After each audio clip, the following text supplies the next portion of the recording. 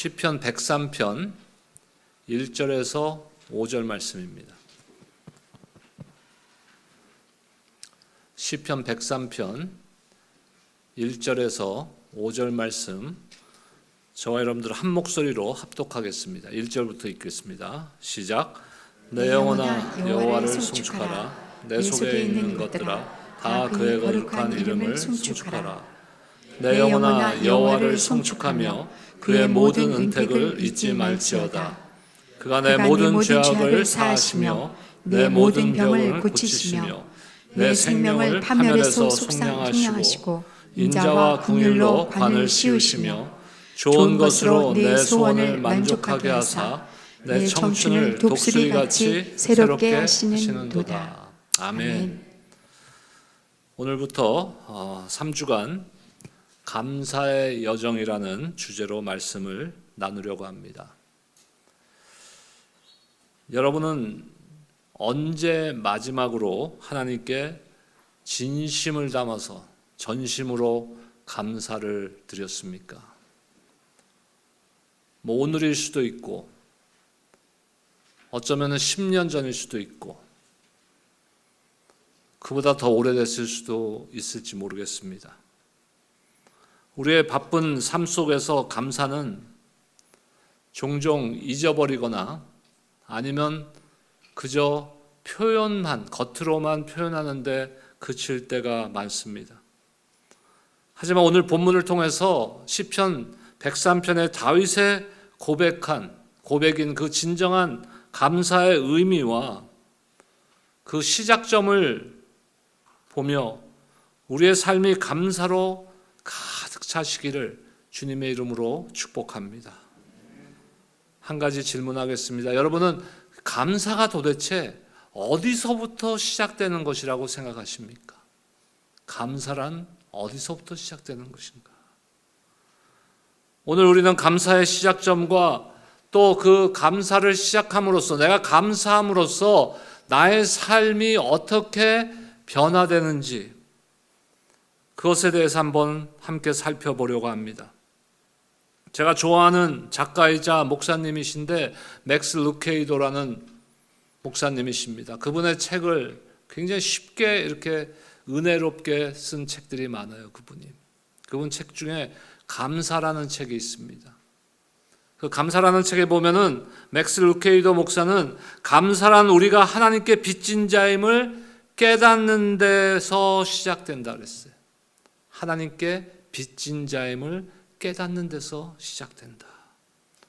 다시 말해서 은혜를 받을 자격이 없는 우리가 그 하나님이 주신 은혜를 내가 인식할 때, 내가 그것을 깨달을 때 우리의 감사가 자연스럽게 시작된다는 것이. 거꾸로 이야기하면은 그 은혜를 내가 당연하게 생각하면은 절대로 감사할 수가 없는 것이에요. 사람들 사이에서도 그렇지 않습니까? 누가 나에게 호의를 베풀었는데 그분이 나에게 호의를 베푼 거 내가 그건 당연한 거야. 나는 받을 자격이 있어. 라고 생각한다면 그분한테 그 상대방한테 감사하지 못하는 거예요. 하나님께서 우리에게 주신 그 은혜는 우리가 받을 자격이 없는데 베풀어 주신 은혜입니다. 여러분 믿으십니까? 그렇기 때문에 그것을 인식해야만, 그것을 깨달을 때 우리의 감사는 시작된다는 것이에요. 이 말처럼 감사는 우리의 공로나 상황이 아니라 하나님께서 베푸신 은혜를 깨닫는 데서부터 시작되는 것입니다. 다윗은 시편 103편에서 자신의 영혼을 깨우며 하나님의 은혜를 찬송합니다. 오늘 우리는 시편 103편의 다윗의 고백을 통해서 하나님께 대한 감사가 어디에서 시작되는지, 그리고 감사가 우리의 삶을 어떻게 변화시키는지 한번 함께 생각해 보길 바랍니다. 세 가지를 여러분들과 나누길 원하는데, 첫 번째는 감사는 하나님의 성품을 깨닫는 데서 시작된다는 거예요. 두 번째는 감사는 구원의 은혜를 깨닫는 데서 흘러나온다는 것입니다. 그리고 감사는 하나님의 은혜를 기억함으로써 지속된다는 것이에요. 제일 먼저 감사는 하나님의 성품을 깨닫는 데서 시작됩니다. 하나님의 성품. 아이들이 부모가 베풀어 주는 것에 감사하지 못하는 이유가 뭐예요? 부모님들에게 감사하지 못하는 이유, 그 부모님을 모르기 때문에, 그 부모의 심정을 모르기 때문에, 그 부모의 성품, 그 자녀들을 향한 성품을 깨닫지 못했기 때문에 부모에 대해서 감사가 없는 거예요. 마찬가지로 우리가 하나님의 성품, 하나님이 나에게는 어떤 분이신가, 나에게 어떤 은혜를 베푸시는 분이신가, 나에게 어떤 생각을 갖고 계신 분이신가 하는 것을 깨달아야만 우리의 감사가 시작된다는 것이. 오늘 본문의 1절과 2절 말씀 함께 읽겠습니다. 시편 103편 1절과 2절입니다. 여러분들 함께 읽어주시기 바랍니다. 시작. 내 영혼아 여호와를 송축하라. 내 속에 있는 것들아 다 그의 거룩한 이름을 송축하라. 내 영혼아 여호와를 송축하며 그의 모든 은택을 잊지 말지어다. 다윗은 하나님께 송축하라. 이거는 우리에게, 다른 사람들에게 권면하거나 명령하는 것이 아니에요. 자기 자신에게 결단하며 외치는 소리입니다. 우리도 이런 외침이 있어야 돼요. 내 자신에게, 다른 사람들에게 하나님 찬양하세요, 하나님 예배하셔야 돼요, 이게 아니라 내 스스로, 나 자신에게 매일매일의 삶 가운데서 그래, 나는 하나님을 찬양해야 돼. 그래, 나는 하나님의 은혜를 기억하며 하나님을 송축해야 돼. 하나님을 예배해야 돼. 그 다윗의 외침이 저와 여러분들의 외침이 돼야 되는 거예요. 그러면서 뭐라 그럽니까? 그 하나님께서 베푸신 그 수많은 은택, 은사, 은혜, 선물, 이러한 것들을 잊지 말고 하나님을 송축하라. 이는 단순한 형식적인 감사가 아닙니다. 잘 지내셨어요? 네, 잘 지냈습니다. 감사합니다. 어쩌면 이건 그냥 표현적으로 감사 형식인지도 몰라요. 하나님 앞에 우리가 드려야 될 감사는 그런 형식적인 감사가 아니라는 것이에요. 마음을 다하여서 그 거룩한 이름을 송축하고, 여호와 하나님, 그 하나님께서 나에게 어떤 분이신가, 그분은 어떤 성품이신가, 나를 향한 하나님의 사랑은 어떤 사랑인가, 나에게 베풀어준 그 수많은 은택들, 은혜들, 선물들, 이것을 잊지 않고 감사하라는 것이. 전인격적인 경배와 찬양, 전인격적이라는 말은요, 나의 삶의 전반적인 모든 영역에서 하나님 앞에 감사하라는 것이, 하나님을 찬양하라는 것입니다. 하나님을 예배하라는 것입니다. 사도 바울은 로마서에서 뭐라고 외칩니까? 너희 몸을 산 제물로 드리라 그랬어요. 산 제물, 죽은 제물이 아니에요. 살아있어요. 우리는 매일매일 삶 가운데 살아있는, 호흡이 있는 그 순간순간마다 하나님의 제물이 되어야 된다는 것이에요. 예배자의 삶이 되어야 된다는 것입니다. 다윗은 모든 은택을 잊지 말라고 합니다. 무엇이 우리에게 베풀어 주신 은택입니까? 도대체 여러분들은 하나님께서 나에게 베푼 것이 무엇이라고 생각하십니까? 물론 십자가의 은혜가 있죠. 하지만 그것만은 아니에요. 가장 중요한 은혜가 그것이지만 그것만은 아니에요. 우리가 지금 당연하다고 생각하는 것들, 내가 당연히 누리고 있는 것들, 이 모든 것이 다 하나님의 은혜인 것이. 저희 누님 한 분이 뉴욕에서 저보다 한 10여 년 가까이 먼저 오셨으니까 미국을 한 50년 사셨어요. 뉴욕에서만. 맨하탄에서, 시골에도 집이 있지만 어찌됐든 맨하탄에서 50여 년을 살았어요. 처음에 옛날에는 LA 오면요, 저희 집에 온다든지 LA 오면은, 야, 이 시골에서 어떻게 사냐 그래. 아무도 공감을 안 하시네. 제가 뉴욕 가잖아요. 그러면 이 복잡한데, 서울보다 더 복잡한데, 그 택시 기사들 차 세워놓고 싸우고 욕하고 여기서 어떻게 살아? 근데 지난 몇 달 전에 저희 누님이 오랜만에 저희 집에 며칠 방문했었는데 너무 좋다는 거야. 나이가 드는 거야. 나이가 한 70대니까 이제 깨닫는 거야. 캘리포니아가 좋은 거. 내가 왜 여기서만 40년 살았는지. 여러분 동의하십니까? 뭐가 좋아요? 근데 제일 날씨. 날씨. 당연한 거 아니에요. 우리가 호흡하는 그 공기, 여러분들의 가족, 교회 교우들, 친구들, 우리가 어쩌면 너무나 당연하다고 생각하고 있는 그러한 것들이 당연한 것이 아니라 지금 다윗이 고백하는 것 같이 하나님이 나에게 주신 그 모든 은택, 모든 선물, 모든 은혜 가운데 포함되어 있다는 것이.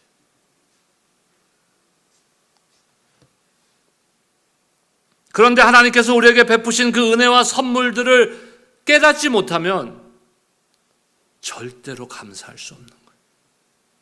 그것을 깨닫지 않고는 내가 감사한다 해도, 아무리 노래를 불러 찬양으로 감사한다 해도 그 감사는 단지 표현에 불과한 것이에요. 모든 것은 하나님의 은혜임을 여러분들 믿으시기 바랍니다. 모든 것은 하늘로부터 내려온 거예요. 높은 곳으로부터 내려온 거예요. 빛 대신 하나님으로부터 내려온 거예요. 야고보서 1장 17절 말씀 보겠습니다.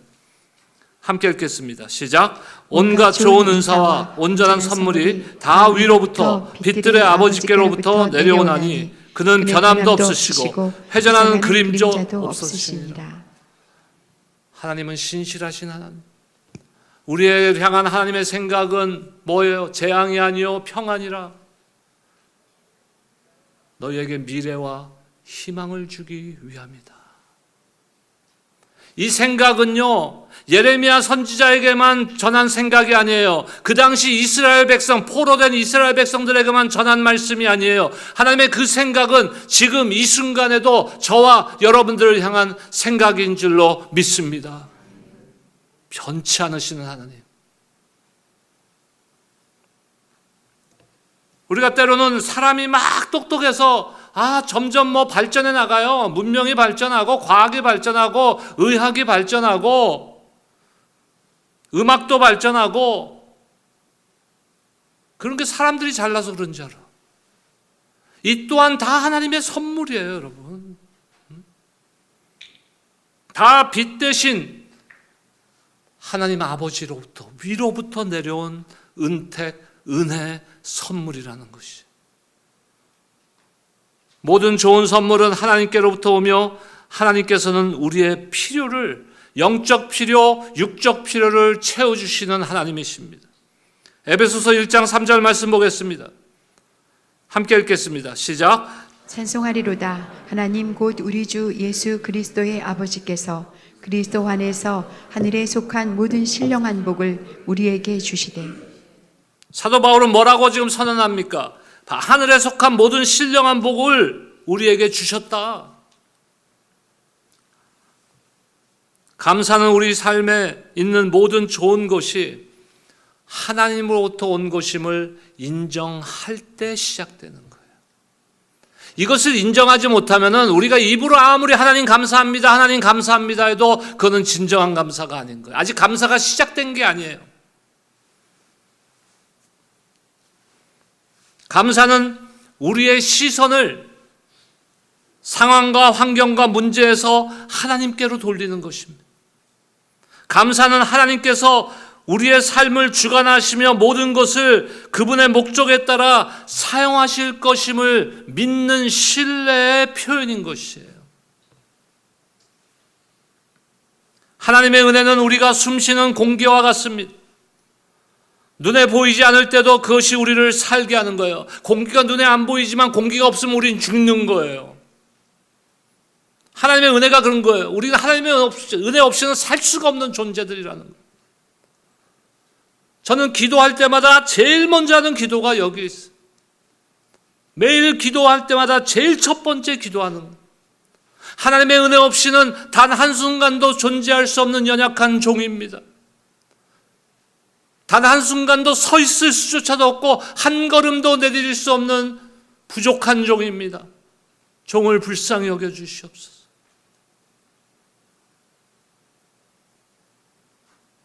감사는 우리의 공로나 상황에서 오는 것이 아닙니다. 하나님의 무조건적인 사랑과 선물과 은혜에서 출발하는 것이. 다윗이 오늘 뭐라 그럽니까? 내 영혼아 여호와를 송축하라. 은혜를 찬양하는 거예요. 받은 은혜를 찬양하는 거예요. 받은 선물을 찬양하는 거예요. 감사함으로 찬양하는 것이에요. 우리도 받은 은혜를 깨닫고 감사하는 삶을 살아야 될 줄로 믿습니다. 이것이 감사하는 삶의 시작인 것이에요. 야고보서 1장 17절 방금 함께 읽었던 말씀처럼 온갖 좋은 은사와 온전한 선물이 다 위로부터 빛들의 아버지께로부터 내려옵니다. 우리의 생명, 우리 가족, 우리 교우들, 우리 교회, 우리 친구들, 그리고 구원의 은혜, 이 모두 하나님의 선물임을 인정하며 감사의 시작을 한 걸음 내딛는 저와 여러분들이 되시기를 주의 이름으로 축원합니다. 두 번째는 감사는 구원의 은혜를 깨닫는 데서 흘러나온다는 거예요. 3절에서 5절 사이 시편 103편 3절에서 5절 사이에 다윗은 하나님의 구원의 은혜를 노래하고 있어요. 우리 함께 읽겠습니다. 3절에서 5절입니다. 시작. 그가 내 모든 죄악을 사하시며 내 모든 병을 고치시며 내 생명을 파멸해서 속량하시고 인자와 궁율로 관을 씌우시며 좋은 것으로 내 소원을 만족하게 하사 내 청춘을 독수리같이 새롭게 하시는도다. 다윗은 하나님께서 자신에게 베푸신 은혜, 은택들을 지금 열거하고 있어요.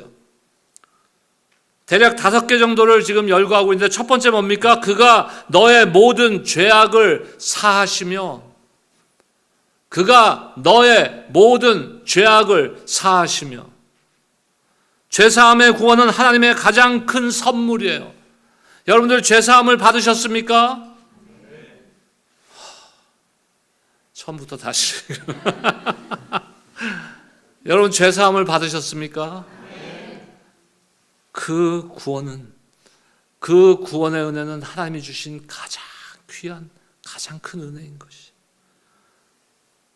우리는 죄에서 자유함을 얻은 자들로서 하나님께 감사해야 됩니다. 두 번째로 너의 모든 병을 고치시며 그랬어요. 너의 모든 병을 고치시며 육적인 병뿐만 아니라 영적인 회복을 포함해서 말씀하고 있는 것입니다. 여러분 오늘 예배를 통해서 무엇을 기대하고 계세요? 예배를 통해서 여러분들이 기대하고 계신 게 무엇이냐 이거예요.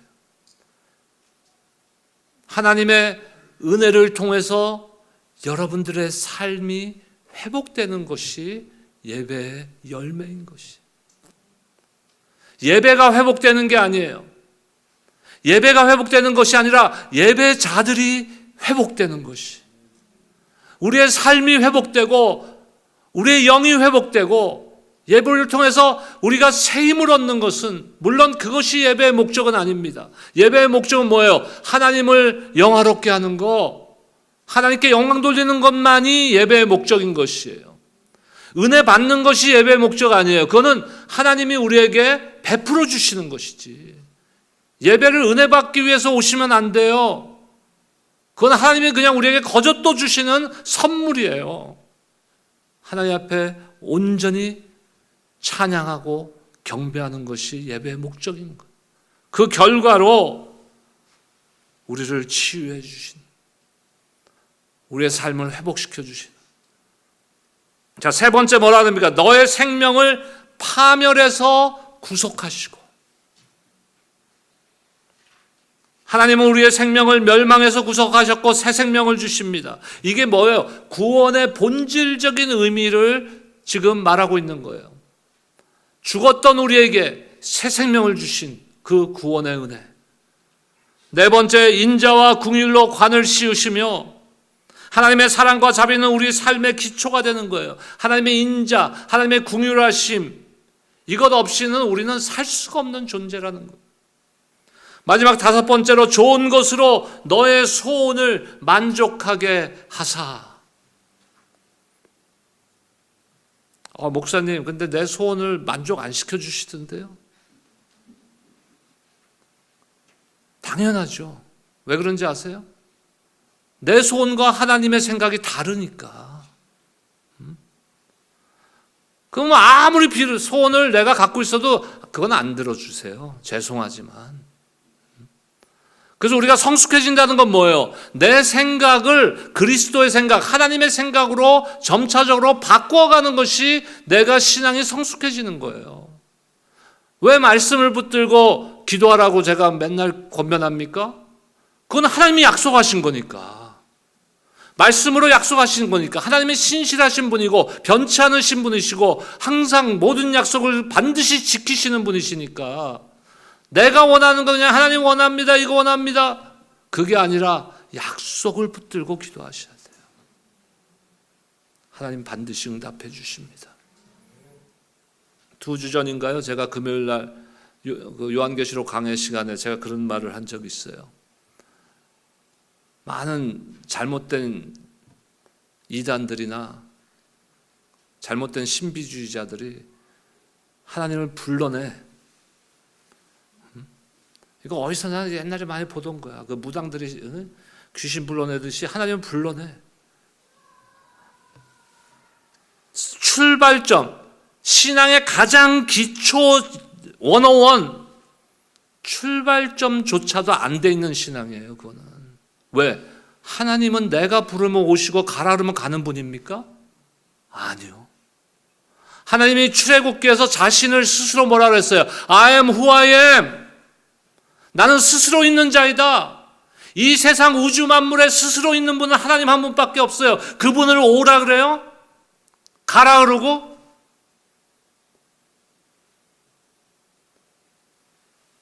그건 철저히 잘못된 신앙도 아니고 철저히 잘못된 종교적 행위예요. 그거는.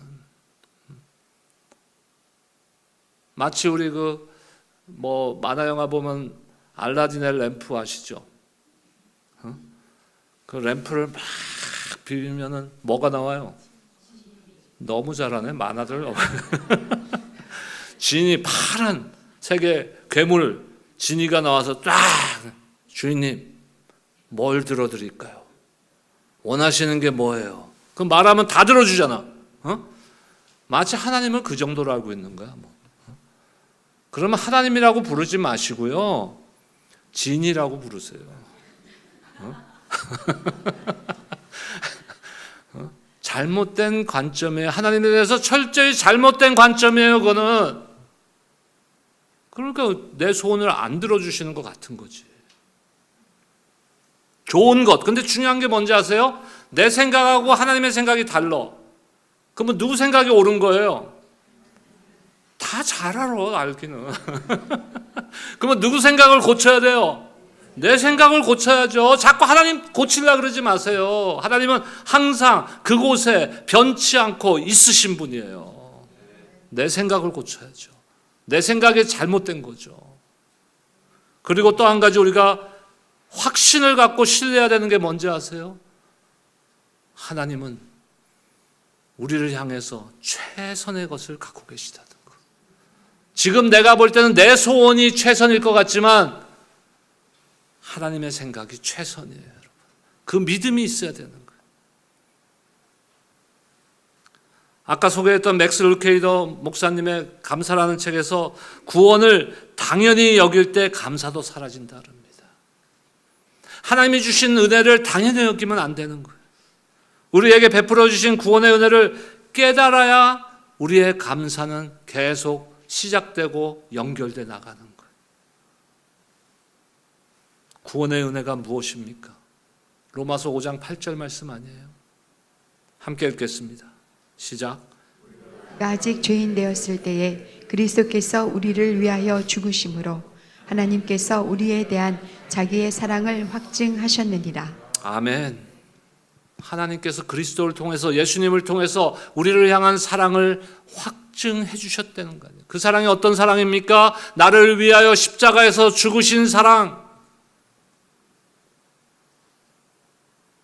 매일의 삶 가운데서 하나님께서 예수 그리스도의 십자가의 은혜로 우리에게 베풀어 주신 그 은혜, 구원의 은혜를 묵상하고 기억하고 할 때 저와 여러분들은 감사와 기쁨이 회복되게 되는 줄로 믿습니다.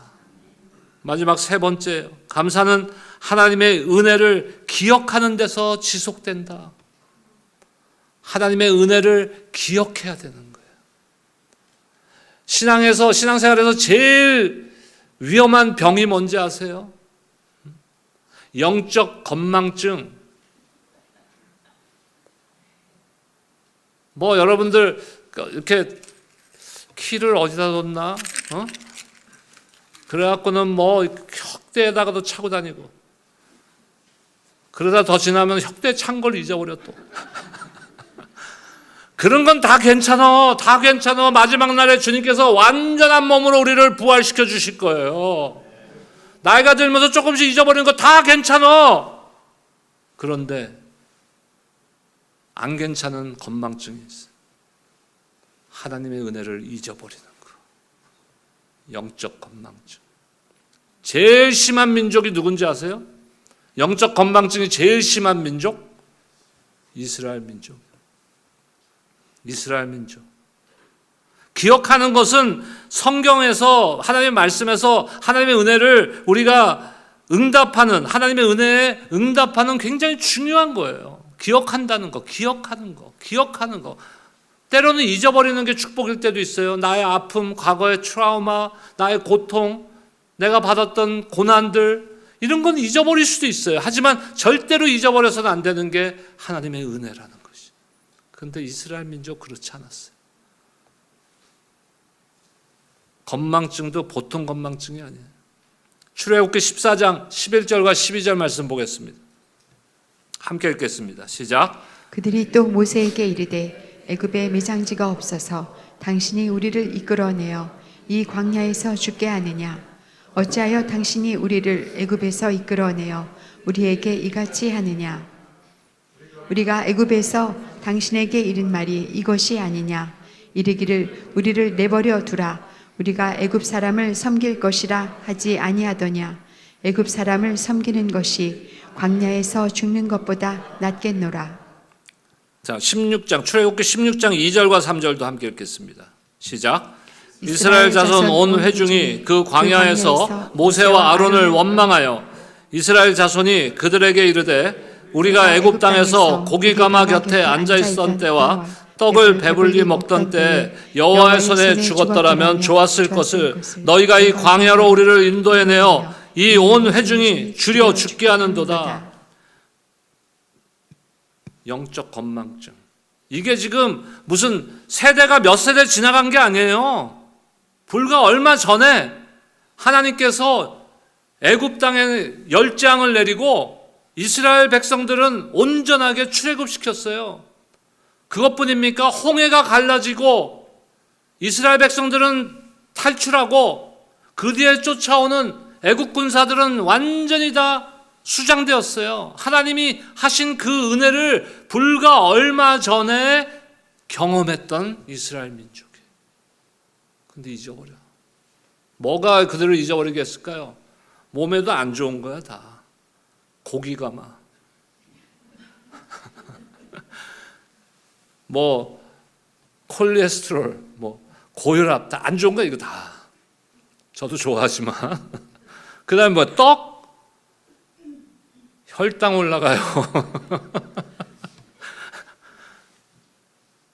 근데 그 애굽 땅에서 고기 몇 점 노예 생활하면서 얻어먹은 그거를 그리워하며 하나님의 은혜를 단번에 잊어버려 버리는 거예요.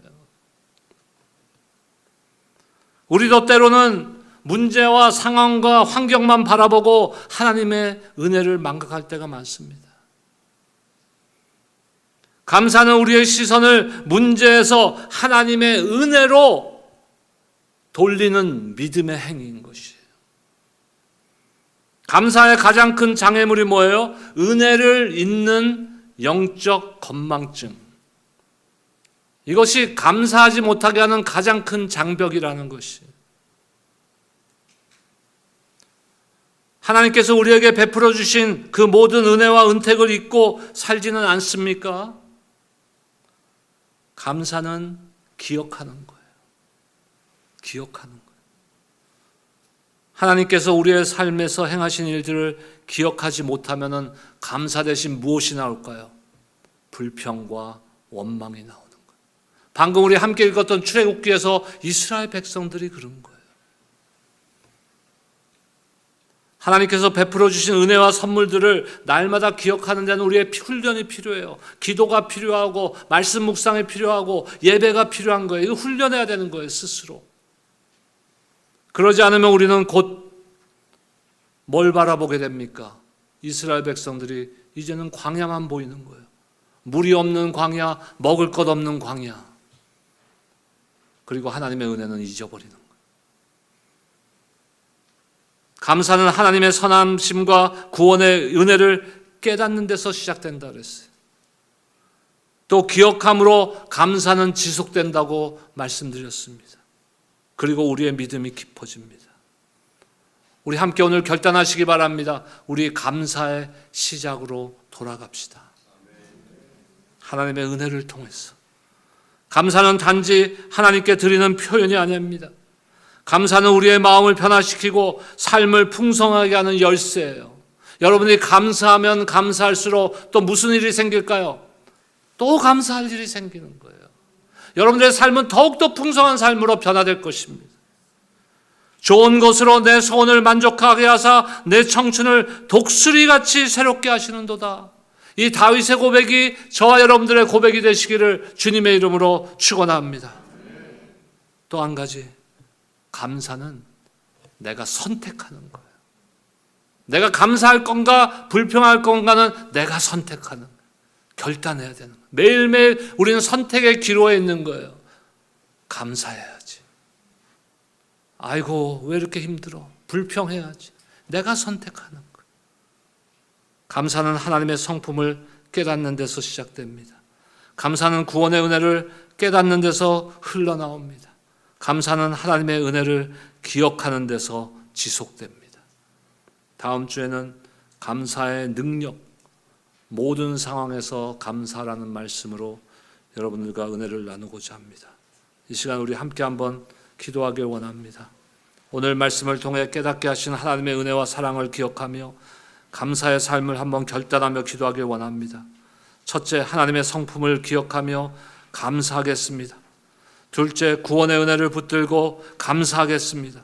셋째, 하나님의 은혜를 기억하며 지속적인 감사를 하겠습니다 하며 여러분들 자신을 주님 앞에 내어드리고 결단의 기도로 나아가길 소원합니다. 다 같이 기도하겠습니다. 아버지 하나님의 은혜를 감사드립니다. 주님 주여 붙들어 주시옵소서. 주님 놀라우신 은혜와 사랑을 우리가 잊지 않도록